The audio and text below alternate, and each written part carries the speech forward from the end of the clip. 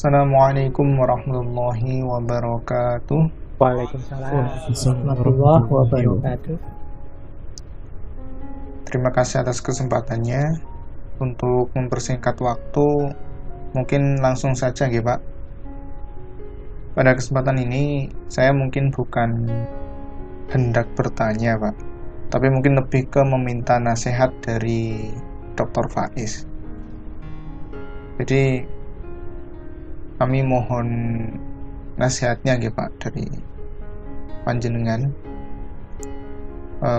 untuk kami yang mungkin punya minat menjadi seorang pengusaha atau pedagang, agar ya minat atau ikhtiar kami tersebut tetap bisa berada di koridor atau di jalan keberkahan Pak.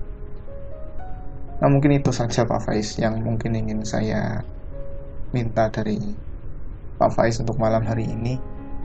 Oke Pak, perkenalkan ya, sebelumnya saya Zara dari Kebumen. Sekian Dr. Faiz, atas nasihatnya saya ucapkan terima kasih.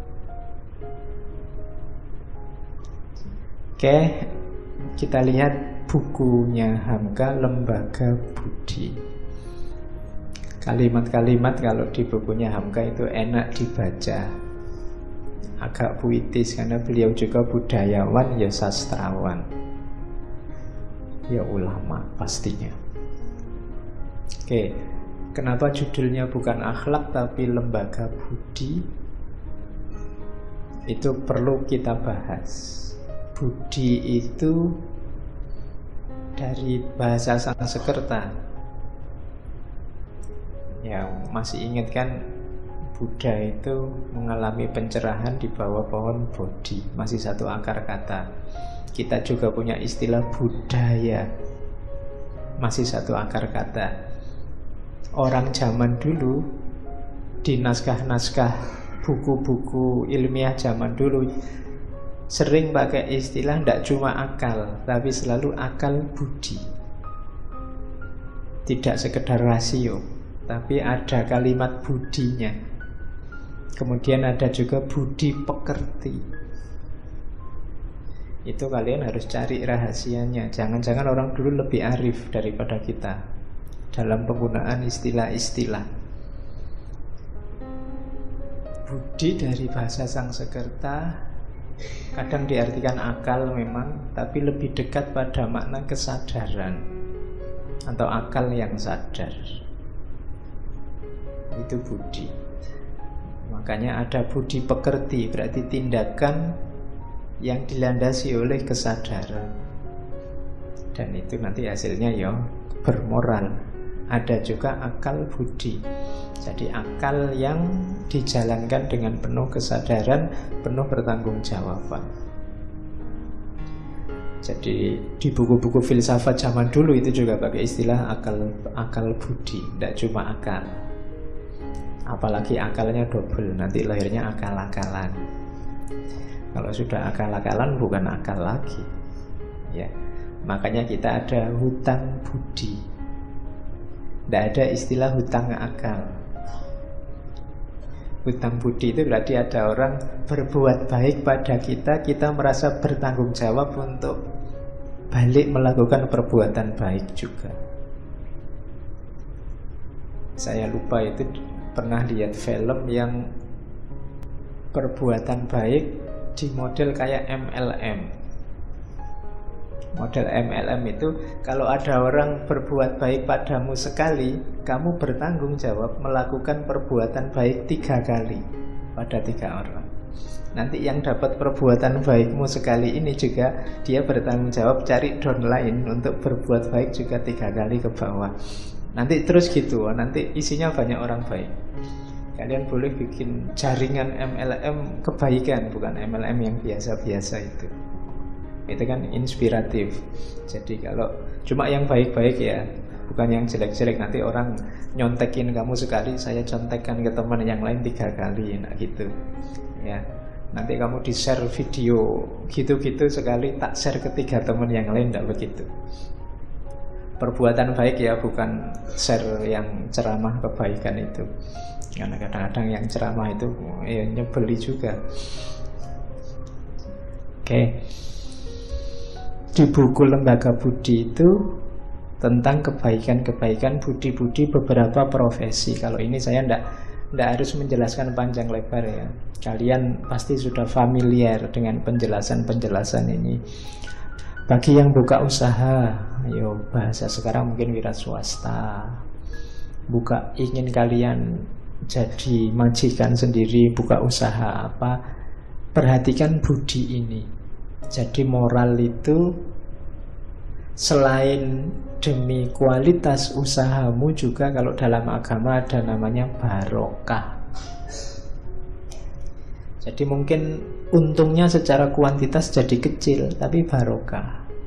Untungnya kecil, manfaatnya lebih besar daripada kuantitasnya. Yang kamu rasakan dalam hidupmu atau dalam hidupnya orang lain, itu namanya barokah. Di antara jalannya agar usahamu barokah, penuhi budi-budi ini, akhlak-akhlak ini kalau menurut Hamka. Yang pertama ilmu, itu pasti ya. Kalau tidak ada ilmu ya tidak mungkin kamu buka usaha. Jangan nekat, tidak ngerti ilmunya.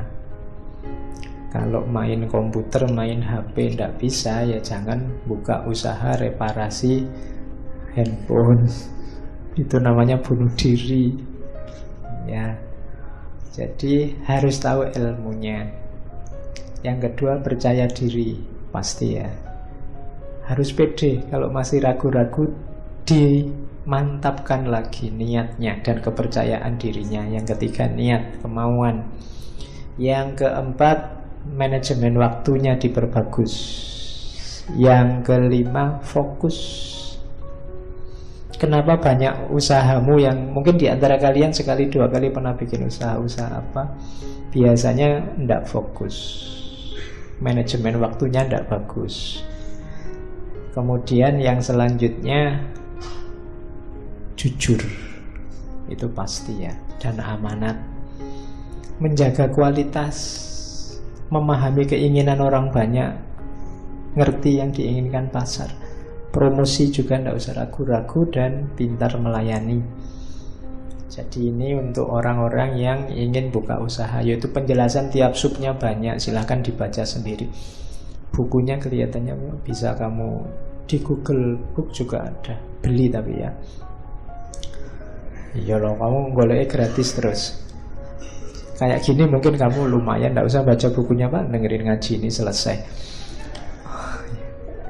Ya, dibacalah demi tadi barokahnya ilmu.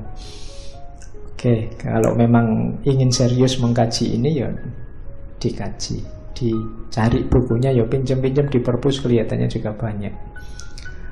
Terus kalau pedagang ini jangan spekulasi. Spekulasi itu ya kayak kamu borong semua terus kamu timbun. Besok kalau sudah barang langka kamu keluarkan sehingga harganya mahal, itu tercela. Jangan bersentuhan dengan uang palsu. Yang palsu-palsu tidak terpuji di ranah apapun. Uangnya palsu, barangnya palsu, orangnya palsu, itu pasti tidak barokah. Jalur yang jelek, mungkin kamu dapat sesuatu kan. Kamu sering kadang-kadang ditelepon orang nipu, WA-mu dibajak untuk nipu, itu kan kita sumpek dengan itu. Orang yang melakukan penipuan merasa asing, penting untuk duit, beres. Tapi hidup kita tidak sesederhana itu sekedar dapat uang. Ada namanya manfaat dan barokah. Mungkin kamu dapat uang banyak, tapi kalau tidak barokah, tiba-tiba kamu sakit, sebanyak apapun uang hanya habis untuk pengobatan.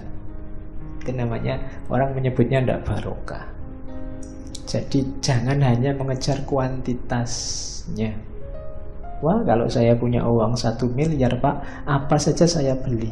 Kamu dapat 1 miliar terus masuk penjara. Apa yang mau kamu beli, wong kamu di penjara. Nanti hartamu disita semua, tidak cuma yang 1 miliar itu, akhirnya semuanya habis. Itu namanya tidak barokah. Jadi jangan hanya mengejar kuantitas, jangan bersentuhan dengan yang palsu-palsu. termasuk kata-kata palsu. Kata-kata palsu itu memuji berlebihan, mencela berlebihan, itu palsu. Nyatakan kalau ada cacat apa adanya, jangan curang, jelaskan harga resminya. Mungkin kalau kamu mau jujur, ya saya ngambil untung sekian, harga pasarnya sekian. Oke, itu budinya pedagang. Kalau ini insya Allah kalian pahamlah dengan membaca satu kalimat. Oke, alhamdulillah. Untuk malam ini kita akhiri sekian. Kurang lebihnya mohon maaf. Wallahul muwafiq, wallahu a'lam bissawab. Wassalamualaikum warahmatullahi wabarakatuh. Waalaikumsalam warahmatullahi wabarakatuh.